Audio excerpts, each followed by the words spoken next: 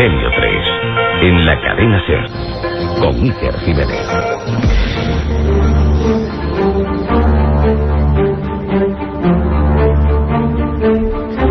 18 minutos de la noche, esto ya es Milenio 3 y os lo aseguro, en una noche muy especial, donde vamos a recordar, vamos a revisar una investigación que ha nacido con este programa.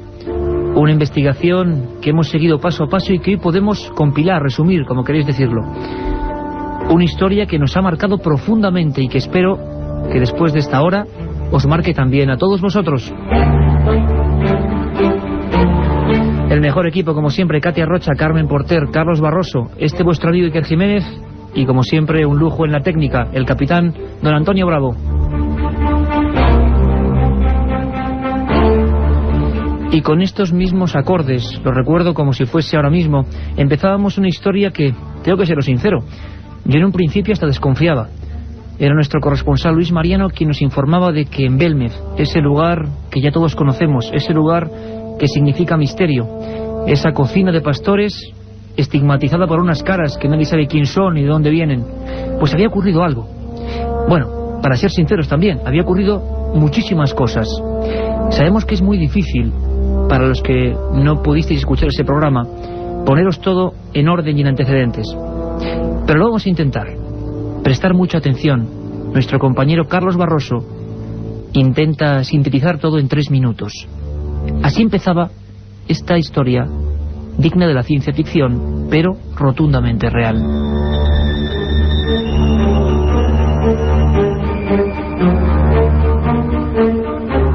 El 7 de febrero, una mujer, Ana Castillo, era sometida a una experiencia de hipnosis dirigida por Ricard Bru en la Casa de las Caras de Belmez.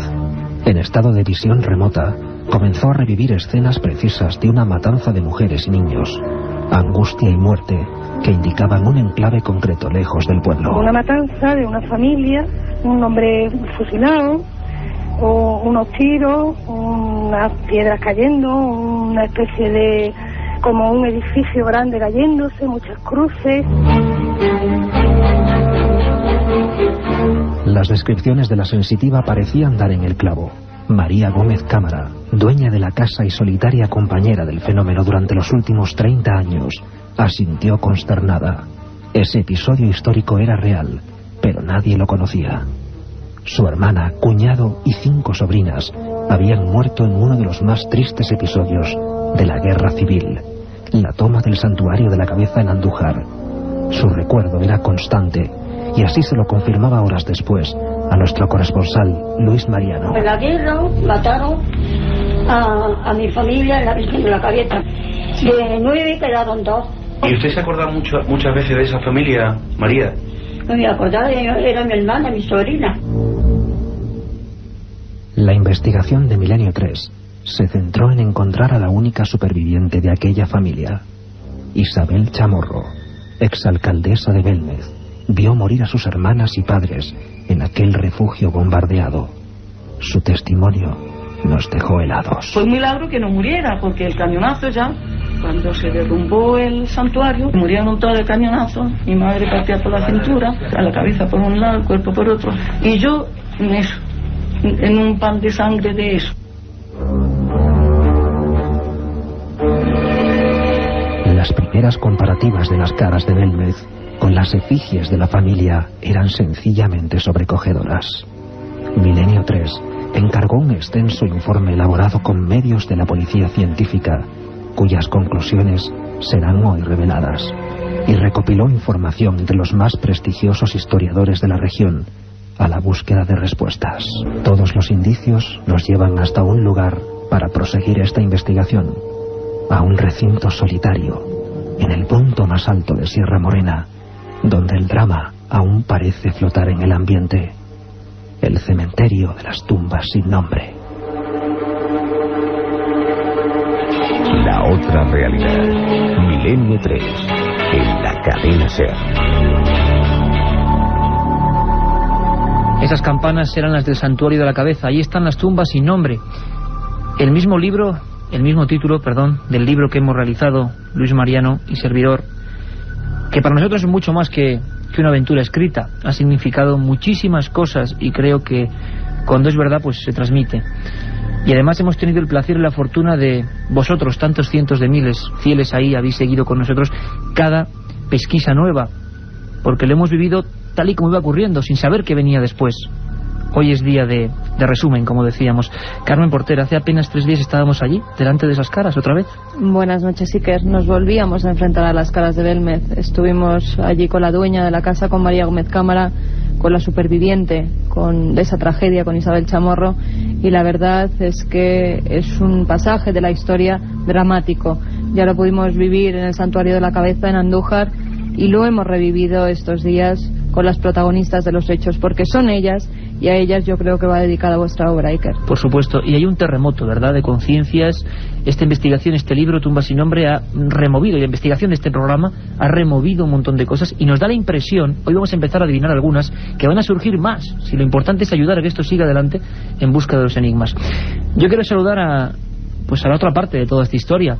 Recuerdo perfectamente esa noche, esa crónica que nos dejó helados. Cadena SER Málaga, Luis Marino Fernández. Buenas noches, compañero. Buenas noches, Iker, Carmen y toda esa gran familia de Milenio 3, desde aquí de los estudios de la cadena SER en Málaga. Los pelos de punta, ¿no? Los pelos de punta en ese resumen que ya emitimos en su día y que, bueno, pues he volvido a revivir todas esas sensaciones y sentimientos de esa investigación, ¿no, Iker?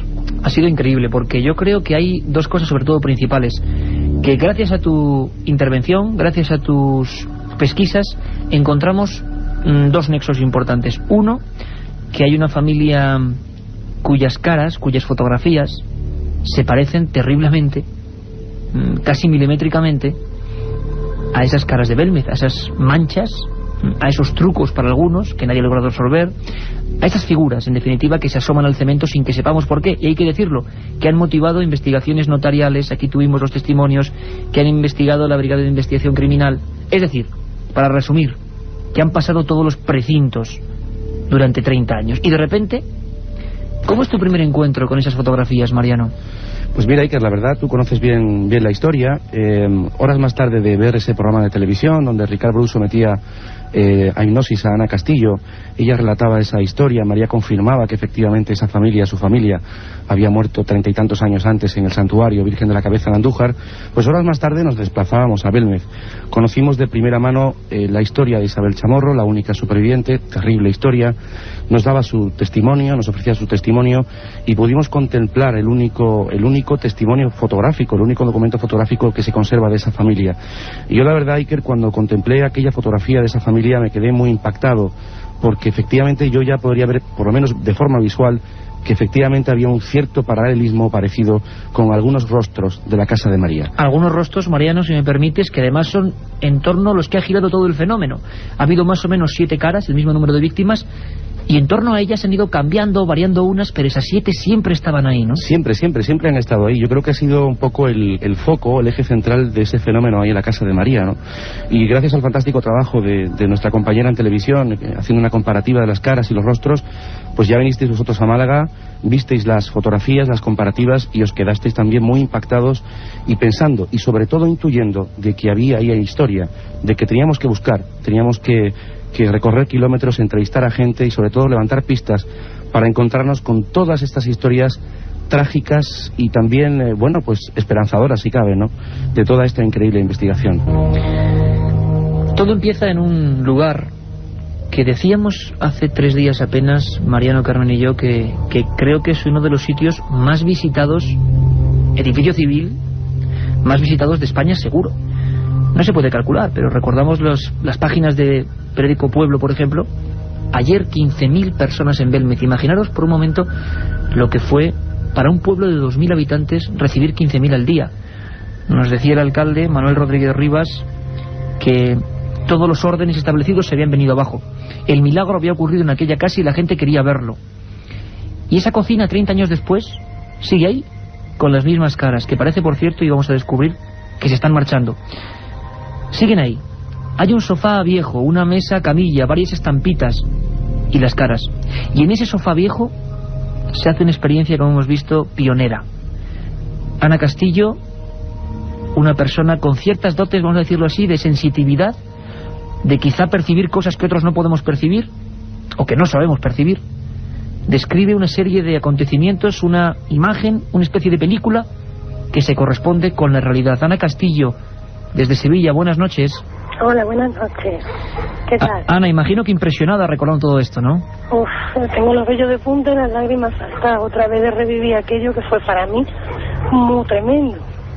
Te comprendemos de verdad, de corazón, porque sabemos que además luego hemos ido indagando y cosas que tú decías y que tú veías sin conocer nada de la historia, hemos descubierto que eran exactas.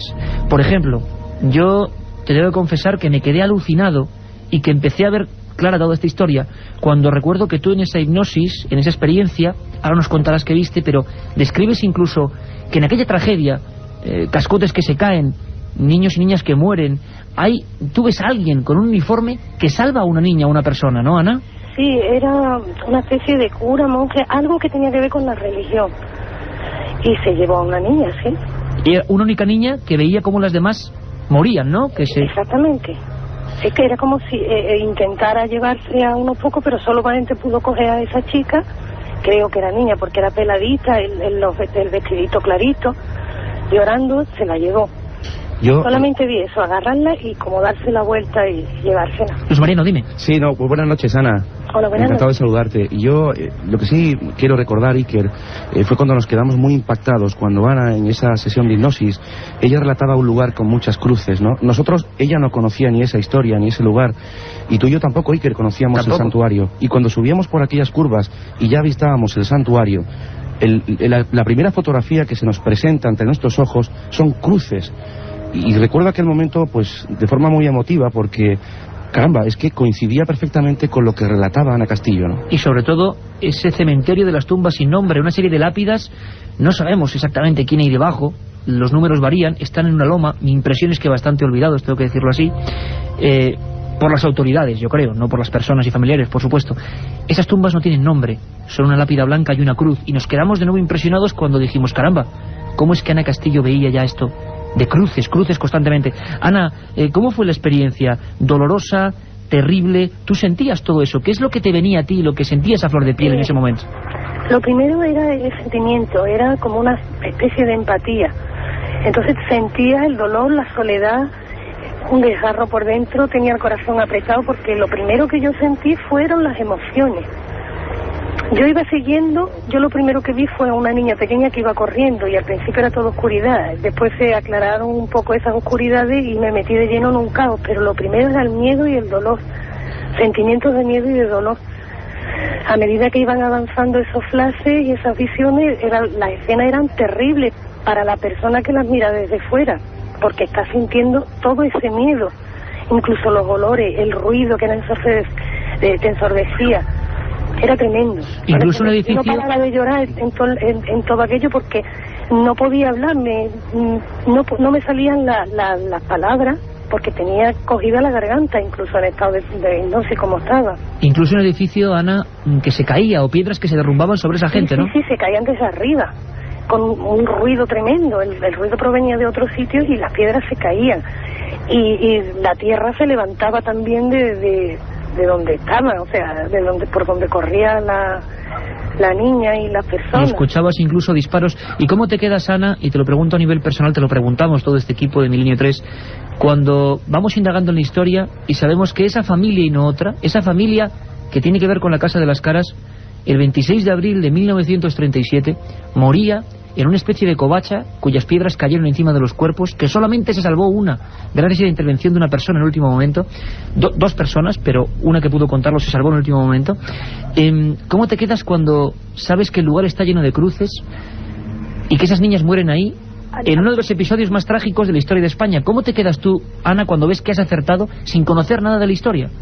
A mí no era una cosa de acertar o no, yo sencillamente tuve una visión aterradora y el porrazo o el golpe más fuerte fue cuando vi la fotografía de Isabel y reconocí inmediatamente la carita de la niña pequeña.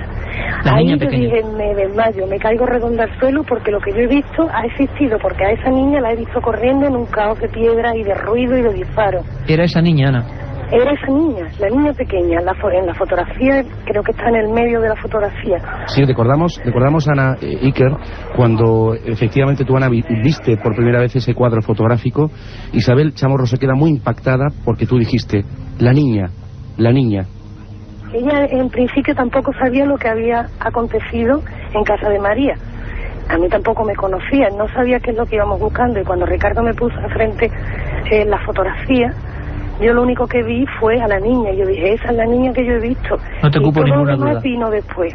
Ana, y por último, sabemos que es duro porque lo has vivido de verdad. Yo me acuerdo la primera entrevista que te hice, me transmitiste la emoción sincera de alguien que es que lo ha vivido. Ana, cuando has visto las caras, ¿las has visto de forma distinta? Cuando vi las caras, ¿a qué te refieres? A las caras que están en el suelo, las caras de Belmez. Mira, cuando la primera vez que vi las caras, para mí eran una cosa que me intranquilizaba. Solamente eso. Yo las vi la primera vez y era una cosa que me ponía muy nerviosa. Pero sabía que tenían algo, que tenían que decirme algo, no aquellas caras, sino de donde fuera. Cuando ya vi las fotos, las comparaciones, entonces fue cuando aquello realmente ya se me vino como una cosa impresionante. Todo empezaba a encajar. Ana, queremos darte un abrazo muy fuerte de todo este equipo. Sin ti, creo, y sin la perspicacia en un inicio de Ricard Bru y de esa experiencia, no hubiéramos llegado absolutamente a nada, y quizá gracias a ti estamos más cerca que nunca de descubrir uno de los mayores misterios de la historia de la parapsicología. Un abrazo muy grande, Ana Castillo. Vale, a vosotros. Un beso muy fuerte a todos. Un programa que se sumerge en el otro lado de la realidad. Milenio 3, con Iker Jiménez y todo su equipo en la SER. Luis Mariano, desde Málaga, era esa niña, la niña que esa mirada, esa expresión, Paquita Chamorro, 4 años, en algún punto de una fosa común, ¿no? Yo creo, Iker, tú bien sabes que esta niña, Francisca Chamorro, ha sido un poco el motor de toda esta investigación, ¿no? Desde un principio, cuando contemplamos su rostro en aquel cuadro fotográfico, parece que de alguna manera nos hablaba, nos decía, ¿no? Nos susurraba, buscad, porque vais a encontrar. Buscad porque vais a encontrar. Fue como una llamada y que nos obligó a hacer todo esto. Han sido 3 meses de verdad de casi rozando, yo creo, la obsesión con esta historia, viendo que los datos encajaban perfectamente. Y quién sabe, Iker, si desde el otro lado, si este existe, yo no lo sé, puedo intuir que sí, pues nos hayan en cierta manera ayudado, ¿no? ¿Por qué no decirlo? Escuchábamos a María Gómez Cámara, la mujer que está sola, la mujer que no murió con el resto de esa familia, que se encontraba en Belmez, la mujer que vio perder, digámoslo así, a varios de sus seres queridos, entre ellos su hermana, su cuñado, sus sobrinas, y que las tenía siempre en mente. Estuvimos con ella hace apenas horas para saber cómo toda esta investigación que vamos a ir resumiendo hoy le había sentado, cómo lo había vivido, qué estaba ocurriendo. Escuchad atentamente, porque es María Gómez Cámara hace 3 días, recordando, se acordaba perfectamente, ocurrió en 1937. Ella tenía 17 años, pero esto no se olvida jamás, cuando toda tu familia es aniquilada. Y nos lo recordaba en su casa, con las caras de Belmez como testigo, de esta forma. ¿Usted se acuerda de ella, María? De Paquita, yo me acuerdo de toda la chiquita. ¿Y cómo era Paquita? ¿Cómo era? A nosotros es la que más nos llama la atención, ¿verdad, Mariano? Sí, sin duda. Me duda. acuerdo de la mayor que se llamaba Juana. Luego había otra que decían Ana, por mi madre. Luego otra Carmen, como yo, en el pelo gritado. Ella murió envenenada. Y luego había otra que decían Remedio. Y luego estaba no estaba el Amparo. Después de la Carmen iba el Amparo. Iba la Remedio. Luego veo la Paquita, que era la última. 7 que eran. Aquella era la familia Chamorro, la familia de María, la familia también de las caras. Nadie sabe por qué 30 años después a María Gómez Cámara se le aparece algo que se parece mucho, que se asemeja mucho a aquella familia. Juana, Ana, Remedios, Paquita. El asedio del Santuario de la Cabeza. La Guardia Civil en Jaén se proclama partidaria del bando nacional. Sin embargo, la provincia es la única que se mantiene fiel a la República. Y 1.200 personas viven 9 meses de infierno en lo más alto de un pico de Sierra Morena. Es una de las páginas más ocultas y menos investigadas de la guerra civil. Se habla de 206 muertos, muchos niños y mujeres, que yacen ahí, en el cementerio de las tumbas sin nombre. Al final tuvieron que rendirse. El batallón fantasma de Jaén, nombre nunca mejor dicho adecuado para esta historia, con 12.000 hombres, tomó el santuario. Allí estaba Miguel Chamorro, guardia civil, Delacios bigotes, mirada expresiva. Allí estaba Isabel, su mujer. Allí estaban 7 niñas. Nosotros fuimos al santuario y nos encontramos un sinfín de historias. Nos encontramos un lugar que parecía olvidado. En plena noche, en Sierra Morena, empezábamos a quitar matojos y aparecían monolitos que recordaban la muerte de niños en aquel lugar. Con sonidos como este, con la grabadora y el micro amarillo de la cadena SER, estábamos allí. Así lo vivíamos. Nos encontramos ya en plena noche en el punto más alto de Sierra Morena, Cerro Cabezo, soledad absoluta, y estamos en un lugar que hace décadas que no se visita, completamente olvidado. A unos 500 metros de la pared sur del santuario se abre lo que se llamó Casa Colomera, completamente derruida. Fue el lugar donde murió la familia Chamorro tras la caída de varios morteros entre el 26 y 27 de abril de 1937. Aquí pereció esa familia cuya pista estamos siguiendo, porque parece ser que tiene mucho que ver con las caras de Belmez. Nos encontramos ahora en un pico donde hay un monolito recordatorio de algunas de las proezas que hicieron algunos niños, entre ellos muy probablemente los integrantes de la familia Chamorro, alumbrados por la linterna junto a esta lasca de piedra. Y Luis Mariano, vamos a intentar, con la poca luz que tenemos, si quieres leer a los oyentes de Milenio 3 lo que pone en este punto concreto de Cerro Cabezo. Vamos a intentarlo, Iker. Dice así: parapetados tras estas peñas, 5 niños de 12 a 14 años de edad, hijos de los defensores, contuvieron durante varias horas a las fuerzas que el día 1 de mayo de 1937 asaltaron el santuario por este sector. Ahí estábamos viviendo la historia del santuario, recordando lo que queda de aquella historia dramática. En aquella familia, la familia del misterio, hay que decirlo, a la que hemos querido hacer también un poco de justicia y recordarla, como recordar a tantas personas, y es que da igual el bando, eran personas. Daría exactamente lo mismo que las tornas políticas estuvieran invertidas. Murieron 206 personas en lo alto de Sierra Morena, sin comida, sin nada, muchos de ellos envenenados. Allí estaba Isabel Chamorro, que fue alcaldesa de Belmez. Ella ha sido la pieza clave para recuperar toda esta investigación. Ella vio allí morir a su familia. Isabel Chamorro, desde Belmez de la Moraleda, Jaén. Buenas noches. Hola, buenas noches. Isabel, sé que de alguna forma te estamos haciendo pasar un mal rato, pero tú sabes que es para dejar las cosas en su sitio y para demostrar que parece ser, Isabel, no sé qué piensas tú, que las caras y tu familia tienen algo que ver, algo. ¿Tú qué opinas, Isabel? Yo no sé, en fin, como yo ya, desde que todo esto, pues no quiero ni mirar las caras. ¿No quieres mirar las caras? Porque las ves distintas, Isabel.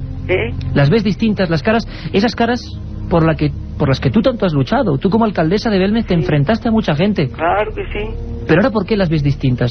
Pues ahora no, es que me da que no las puedo ver, que no las puedo mirar. A mí me gustaría, Iker... Buenas noches, Isabel. Hola, buenas noches. Pues primeramente agradecerte en nombre de todo el equipo del programa y bueno, pues hacerlo público. Agradecerte, muchas gracias, Isabel, por darnos la oportunidad, por contarnos tantas historias, por confiar en nosotros, porque tú has sido el alma, sin duda, de este libro, Isabel. Muchísimas gracias, de verdad, Isabel, sí. ¿Qué te ha parecido esta investigación, este libro? ¿Cómo lo has sentido, ahora tú que lo has leído? Que yo lo primero también, ya que me estás dando las gracias, vamos a tener que repartir las gracias, porque yo también tengo que daros las gracias por muchas cosas. En primer lugar, daros las gracias por el nombre de mi familia. Es que me emociono. Perdóname. Lo sabemos, Isabel, lo entendemos. Mi familia, que seguro que desde el cielo lo están haciendo también. También por mi hermana madre Amparo, que no os digo nada porque hablar de ella es que me emociona mucho. Lo sabemos perfectamente, Isabel, y no queremos tampoco más que seas testigo, que seas testimonio de esta investigación, porque tú estabas allí. Los recuerdos, imagino, tú eres muy pequeña, pero deben ser terribles. Aquello debió ser una odisea, ¿no? 9 meses, no lo podemos...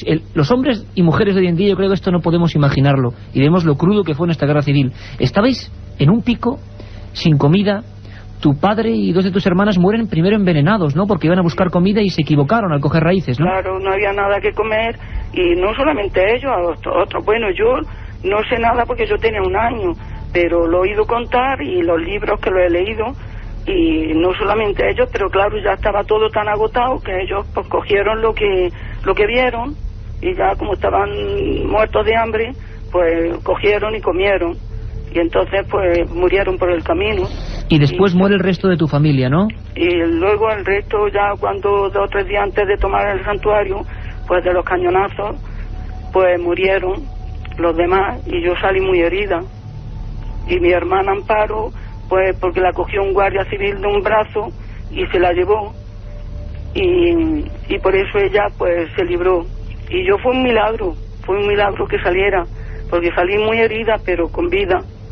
Que es lo importante, Isabel, eso sí que hay que dejarlo también claro, y por eso lo has podido contar. Y tú, Isabel, al ver las comparativas que hemos hecho, al ver el análisis de la policía científica que luego vamos a comentar, ¿cómo te has quedado al ver a tu hermana Paquita, a Juana, a Ana, a Remedios, y lo que se parecen algunas caras? ¿Has empezado a, no sé, a preguntarte cosas? Sí, yo es que, sí, le veo, pero ya te digo que es que hasta ahora no he tenido valor de yo, el estudio ese de la policía, de cuando me vea más serena, de comparar y de mirarlo bien. Es lo mismo que el libro, me ha gustado mucho, pero lo he leído con tantos nervios y derramando tantas lágrimas que me ha gustado mucho, pero tengo que leerlo más despacio. A mí me gustaría... Considero que es un libro estupendo, un buen trabajo de investigación y de sentimientos, y por eso pues yo sé todo lo que habéis hecho, y quiero yo agradeceros también, principalmente por la amistad que me habéis dado, que ha sido sana, sincera, generosa, además por vuestra entrega total en hacer este libro, que es serio, real, y no habéis escatimado tiempo ni trabajo. Habéis tenido mucho trabajo informándose en muchas fuentes, haciendo muchos kilómetros, y sobre todo poniendo mucho corazón y mucho cariño. Sin duda alguna, Isabel. Yo me gustaría, Iker, decirle a Isabel, y ella lo sabe, a toda nuestra audiencia, que este libro, Tumba sin nombre, pues está dedicado a ella y a todos los que tienen a los suyos en cementerios de tumbas sin nombre. Y me gustaría retrotraernos un momento en el tiempo, porque Isabel Chamorro, como bien decía Iker, fue alcaldesa de Belmez del año 74 al año 76. Y como tú, Iker, yo pude entrevistarla hace 2 años y medio aproximadamente, y ella acompañaba a Hans Bender y a don Germán Argumosa, especialistas de la época, sí. Que buscaban, y que además, importante, Mariano, que sacaron misteriosas voces, claro, misteriosas voces, que ahora vamos a escuchar algunas de ellas, porque, si me permites, y además no queremos cansar más a Isabel, tú llegaste a escuchar esas voces, sí. Y muy importante, porque ahora vamos a escuchar algunas de ellas. ¿A ti ya qué te sonaban? Sí, yo las que oí eran como voces como si estuvieran metidos en una cueva, y sobre todo de niños diciendo socorro, auxilio, mamá, y en fin, es que no las recuerdo bien, pero sí, yo oí 3, 2 del profesor Argumosa y una de un muchacho de aquí que la grabó él de su cuenta. Isabel, solo decirte que ese sentimiento y ese corazón que tú dices que hemos plasmado en Tumba sin nombre te es reenviado desde todo este equipo.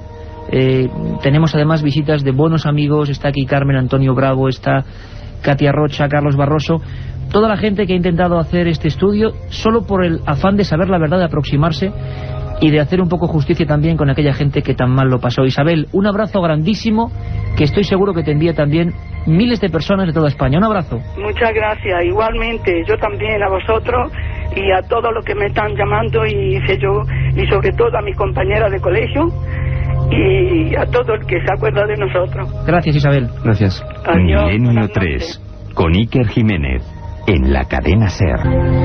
Importante, bueno, tremendo, Isabel Chamorro, la única superviviente de esa familia, la familia del misterio, la familia que se parece a las caras de Belmez según los análisis policiales informáticos. Casi nada. Pero hay más. Isabel habla de voces. En Belmez de la Moraleda, Jaén, la parapsicología, entonces naciente sobre todo en Centro Europa, vio un filón, vio la casa donde todo era posible, y se empezaron a grabar con aquellos viejos Nágara y aquellos viejos Revox que tanto añoramos también muchos de los que hacemos radio. Se empezaron a hacer grabaciones psicofónicas. La primera de ellas, y lo hemos podido descubrir, fue realizada por miembros de la Universidad Complutense con el catedrático José de Solas a la cabeza. Y es muy curioso saber que la primera psicofonía, de la que hemos perdido, no hay copia, pero el informe existe en la Complutense, decía un nombre. Nadie lo entendió entonces. Ese nombre era Isabel. Isabel era la madre de esta familia, Isabel Gómez Cámara, muerta por supuesto junto a sus niñas en aquel santuario. Las voces han seguido demostrando que querían decir algo, no sabemos qué es, ya nos conocéis, ni una cosa ni otra, pero desde luego es que hasta prácticamente ayer, hablamos de diciembre de 2002, han surgido nuevas psicofonías, y ahora, indudablemente, no podemos evitarlo, hacemos paralelismos, describen un mundo terrible, describen un mundo de dolor. Dentro de apenas un minuto, en una pequeña pausa que vamos a hacer, vais a escuchar algunas de las últimas psicofonías obtenidas en Belmez de la Moraleda, y todos vamos a poder opinar. La otra realidad. Milenio 3, en la cadena SER. Estamos aquí todos en el estudio 1, se me olvida hasta decir el mail, milenio3 con número @cadenaser.com, porque esta noche tenemos noche de oyentes y podéis opinar de todo esto que estamos hablando, milenio3 @cadenaser.com. Estamos además en buena compañía, con Francisco Contreras, con uno que ha sido mi maestro en la radio, don Antonio Muro. Estamos todos aquí viviéndolo, como decimos, casi entre sombras. Antonio Bravo a los mandos y muy impresionado también. Y no queda casi nada, ¿sabéis? Incluso las voces obtenidas por Joaquín Abenza, ingeniero informático murciano y presidente del CIFE, que son escalofriantes. Carmen Porter, pero tenemos que dar el avance como siempre de lo que hay de 3 a 4, esa sección y esa, mejor dicho, ese programa de Milenio 3, esa porción de Milenio 3 que nunca varía. ¿Qué tenemos para esta noche? Pues como bien has dicho, Iker, esta madrugada abriremos los teléfonos a los oyentes a partir de las 3:10 más o menos, después del informativo. Todos los que queráis podéis llamar al teléfono gratuito 900-100-800. A partir de las 3, no ahora que luego se colapsa todo, a partir de las 3. Allí recogeremos vuestras llamadas y podéis plantearnos vuestras dudas, vuestras felicitaciones, si queréis plantearnos algún tema para el programa o contarnos alguna experiencia propia, como ha pasado otras veces que hemos abierto los micrófonos. Como no, también está el mail que has dado antes, milenio3@cadenaser.com, del que daremos buena cuenta a lo largo del programa. Nuestras secciones, muchas de ellas contestarán a vuestras dudas. Tendremos leyendas urbanas, conspiraciones, historias perdidas, un menú de lo más completo, Iker. Pero también hay que anunciar una cosa. Estamos hablando de tumbas sin nombre, de esa investigación que se ha realizado en Belmez de la Moraleda y en el santuario de... ¿Qué hemos todo este equipo realizado? Y en el santuario de la Cabeza en Andújar.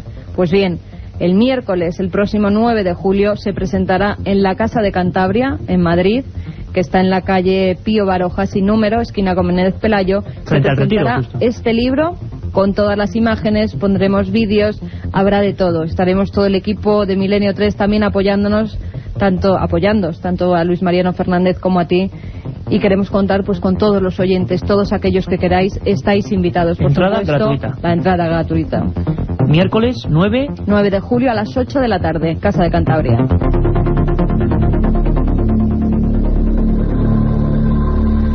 Pues esa es la cita para la presentación de este trabajo. Estaremos todos, será un placer volver a estrechar las manos de muchos amigos y de muchos oyentes que sabemos que estáis ahí. Luis Mariano, las psicofonías en Belmez han dicho muchas cosas, ¿no? De todo tipo, pero todas ellas igual de dramáticas, ¿no? Sí, pero fíjate, hemos empezado con el testimonio de Ana Castillo, y yo creo que es la punta del iceberg de toda esta investigación, y nosotros, casi de forma mágica, por qué no decirlo, hemos ido empezando a encajar piezas de este gran puzzle, y por supuesto están esas psicofonías que se graban en la década de los 70 y que han ido empezando a encajar toda esta historia, ¿no? Es decir, psicofonías que no tenían ningún sentido en ese momento de la historia y que 30 años después empieza a tenerlo, ¿no? Y sobre todo un mundo de dolor. Parece ser que ese edificio también no es normal. Hablábamos de esa mezquita funeraria cuya piedra fundacional está en el Museo de Jaén desde el siglo X. Ahí diversas culturas han decidido enterrar a sus muertos y quizá por eso sea explicable lo de los huesos. Pero bueno, parece que las voces sueltas son voces sueltas. Isabel, Miguel en 1996 Pedro Amorós la sacó, sí. Y tampoco tenía ningún sentido. Caramba, Miguel Chamorro, el padre de esta familia. ¿Es que yo sigo enterrada? O por ejemplo, entre las últimas, María quiero salir. Impresionante. Escuchamos todos, Mariano, muy atentamente, porque Carlos Barroso, de esa forma que solo sabe hacerlo, nos mete en ese mundo de las voces de Belmez de la Moraleda. Palabras amenazantes, frases cortas y lamentos prolongados. Nombres concretos que parecen enganchados al aire durante décadas. Gritos, chillidos, muerte.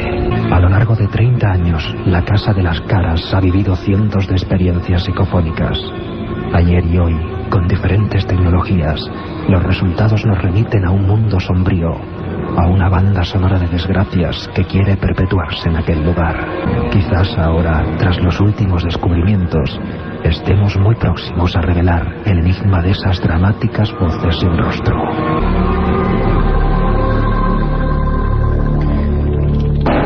Sabemos que las psicofonías os apasionan, tienen un poder casi mágico porque veíamos que casi salta una repentinamente, pero la hemos atrapado a tiempo. Son voces que llaman mucho la atención de la audiencia. Es un producto, digámoslo así, entre comillas, muy radiofónico en el sentido de que todo el mundo se sobrecoge. Sin embargo, después de 100 programas, cumplimos el programa número 100 la próxima semana en La Coruña. Solo hemos hecho un programa de psicofonías, tampoco hemos querido abusar, pero hoy esas psicofonías es que parece que desgranan algunas claves.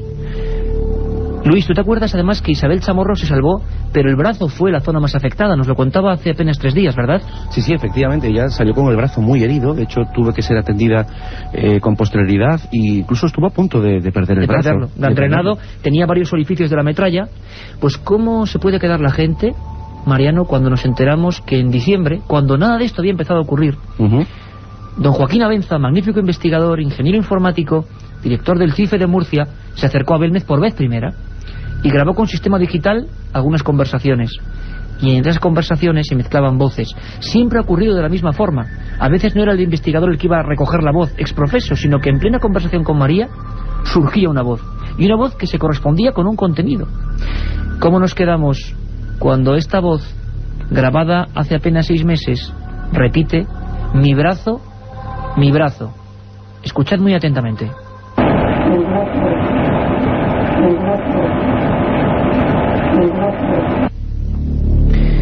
Luis, ¿qué te parece? Tremendo. La verdad es que, pues como esta psicofonía, muchas cosas más en esta investigación que nos ha dejado perplejos, helados, y yo ya no sé qué pensar. Y que es una investigación, como bien sabes, que nos ha cambiado pues de forma brutal, y ha habido muchas extrañas coincidencias, todas como estas. Por ejemplo, si vemos la película de los hechos, vemos a una familia, 9 miembros, 7 de ellos encerrados 26 de abril del 37. En esa investigación que he tenido el placer de hacer contigo, Mariano, describimos hasta los partes de las palomas mensajeras que llevaban en la pata y que se han podido recuperar. Y eran mensajes de un dramatismo increíble de lo que pasó a aquella gente, muerta de frío, de hambre, tiroteados, con bombardeos, como ocurría en cualquier bando y en cualquier punto en esa terrible guerra fratricida entre los españoles. Pues bien, nos imaginamos un mundo de dolor, como esas psicofonías decían desde los años 70, pero claro, que sigan activas, sea lo que sea las psicofonías, que ahí no entramos, pueden ser contenidos mentales, palabras que se quedan en el aire, no sé, que nosotros escuchamos cosas que realmente no están, no lo sabemos. Pero hay una que me ha puesto los pelos de punta personalmente, y con nuestros técnicos cuando la grabábamos he visto que el efecto era el mismo, por el dramatismo, porque no es una voz que se acerca al micro, y nuestros compañeros de la SER, que son los mejores técnicos del mundo, saben perfectamente lo que es una voz en el micro y lo que es esto como si fuera como muy por debajo, como en un tono extraño que se cuela. Una voz de mujer madura que se le cuela en las grabadoras digitales a don Joaquín Abenza, y que es clave para definir lo que debió sufrir aquella familia, que parece que tiene que ver con las Caras de Belmez. Dice varias veces: ¡qué daño! Escuchamos.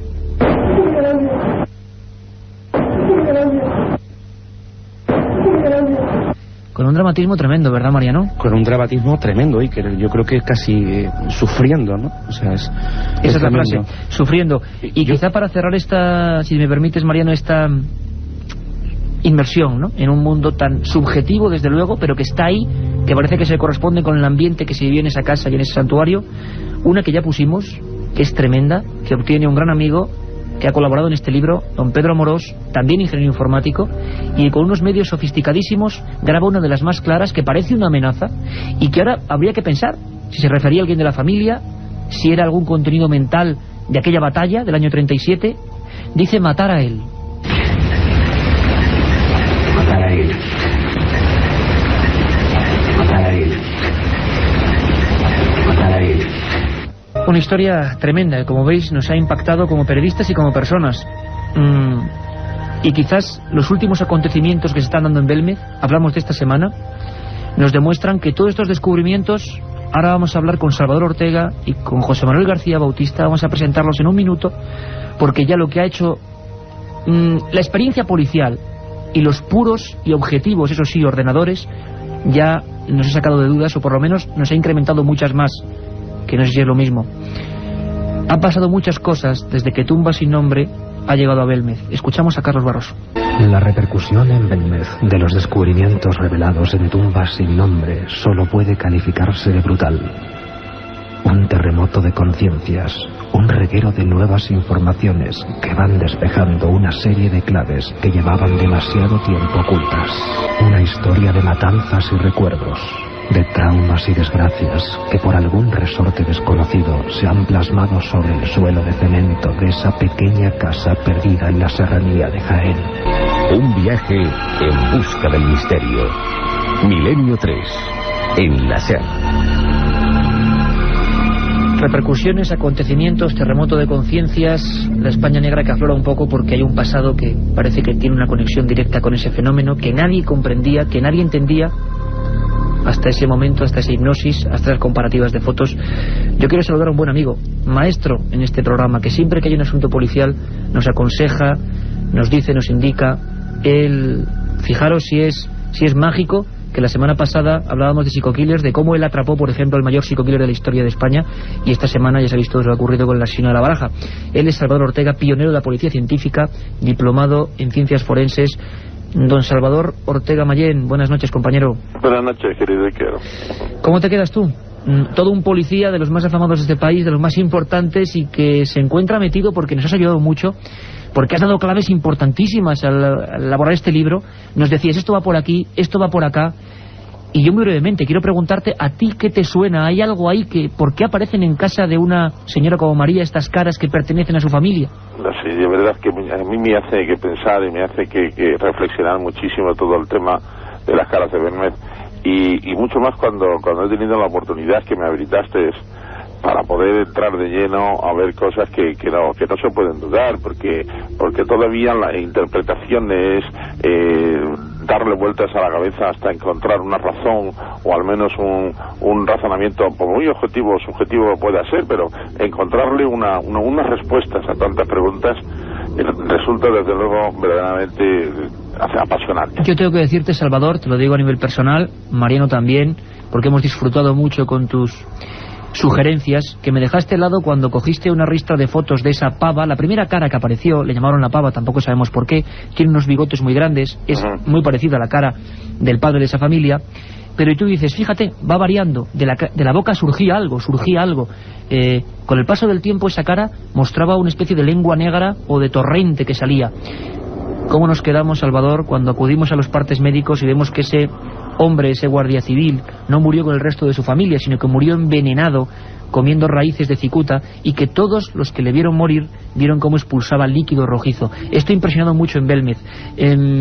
Hay muchas más similitudes de ese tipo. Las caras de Belmez, tú, desde luego, erradicas por completo la posibilidad de fraude consciente. Eso hay que erradicarlo, porque no solo por las circunstancias que están ocurriendo en la actualidad, sino además que se han intentado en la época en que esas caras salieron a la luz, indudablemente hubo muchísimas controversias y además razones incluso políticas por las cuales aquello no debía desaparecer, o no debía de dársele publicidad, o debía de menospreciarse. Tú como policía llegaste a ir a Belmez. Eso es. ¿Tú llegaste a estar en Belmez como policía también? Sí, estuve, no como policía, fui como curioso. No, como policía sí, porque eso va implícito en la persona, pero me vengo a referir que como investigador curioso me llegué a verlo y estuve haciendo cosas y viendo cosas, pero en aquella época era apabullante la cantidad de pruebas científicas que se hicieron, tanto por instituciones españolas suficientemente documentadas, como por algunas instituciones extranjeras que se fueron, pues eso, como se suele decir, sin una respuesta adecuada a lo que allí estaba pasando. Sin respuestas. Fue la primera vez que se empezaba a decir que aquello no tenía ninguna explicación lógica. Había que inclinarse, entonces no estaban de moda los fenómenos paranormales, y había quien hablaba de fenómenos psíquicos, e incluso yo llegué a encontrar alguna que otra vez versiones, recuerdo de un psicólogo francés que se metió muy de lleno en el tema de las caras de Belmez, creo que también estuvo por ahí, y que achacaba aquellas apariciones a la proyección de alguna persona que estuviese indudablemente en conexión muy directa con lo que estaba pasando. Y todo el mundo miraba a María. Si me permitís, quiero saludar también, en la recta final, a José Manuel García Bautista, nuestro compañero y corresponsal en Andalucía, que junto a Rafael Cabello, expertos informáticos, han realizado un trabajo impresionante, que es el que va en mitad de todo el libro. Por vez primera hemos podido comparar esas caras de Belmez, que están ahí impertérritas, con los rostros de la familia. José Manuel García Bautista, compañero, ¿cuál es el resultado de este informe? Cuéntanoslo brevemente. ¿José Manuel? Vamos a ver, José Manuel García Bautista, si puede atendernos. José Manuel, ¿nos escuchas? Sí, ¿qué? Ah, perdón, había habido un pequeño lapsus. Muy rápidamente, estamos en los últimos minutos. ¿Qué nos dice, para que todo el mundo nos entienda, esa comparativa de más de una semana de programas informáticos policiales? ¿Qué similitud, qué arrojan los ordenadores, José Manuel? Pues a modo de resumen y siendo muy concluyente, lo que nos dicen los ordenadores después de las pruebas realizadas es que las caras de Belmez, las teleplastias de Belmez, en comparación con lo que son los retratos de la familia Chamorro, pues tienen un grado de similitud de casi un 70%, un 68% largo, lo cual nos indica que son algo más que caras familiares, y lo cual nos induce a poder afirmar con casi total seguridad que las caras de Belmez y los retratos de la familia Chamorro pertenecen a las mismas personas. Yo quiero que todos escuchéis, José Manuel, Mariano, Salvador, un pequeño documento, es muy breve, lo hemos sacado en Belmez hace prácticamente horas, y es por vez primera cuando María Gómez Cámara a nosotros nos dice que cree que eso pueden ser sus difuntos y que por eso enciende siempre una vela. Escuchamos. También, pues si llama la alma de mi difunto, o son espíritus que hayan venido de otro sitio y quieran, y necesitan luz. La entiendo de dentro, no saco aquí las luces. Pues no me digan que yo enciendo las luces, le enciendo luz a la cara. Claro. La entiendo de la otra cocina. Una vela que ahora estará encendida. Luis Mariano, impresionante. María nos decía ya que con las pruebas en la mano, tú fuiste el primero en llevárselas, tiene que admitir la evidencia, ¿no?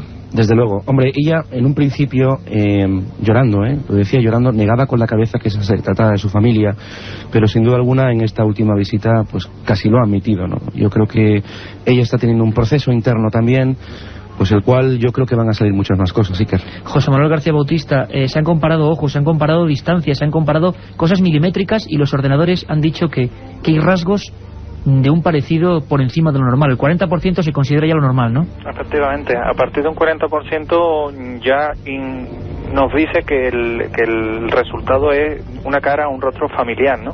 O sea, que pertenece al entorno familiar de la comparativa. Cuando ya pasamos a niveles que superan el 60%, tenemos un cierto grado de seguridad de que la cara pertenece al sujeto a estudio, ¿no? Pues ahí está el misterio, José Manuel, es que no tenemos apenas tiempo para más. Apasionante la historia, gracias a todos, Salvador, Luis Mariano, por supuesto, compañero, gracias José Manuel, gracias a todo este equipo. Ha sido un viaje imposible resumirlo todo en una hora a este misterio que estamos indagando, el misterio de las tumbas sin nombre. Os esperamos para seguir contándolo el miércoles en esa presentación, y por supuesto os esperamos luego de 3 a 4, Tumbas sin nombre. Nos quedamos con un misterio que sigue sin resolver, o cerca de resolverse.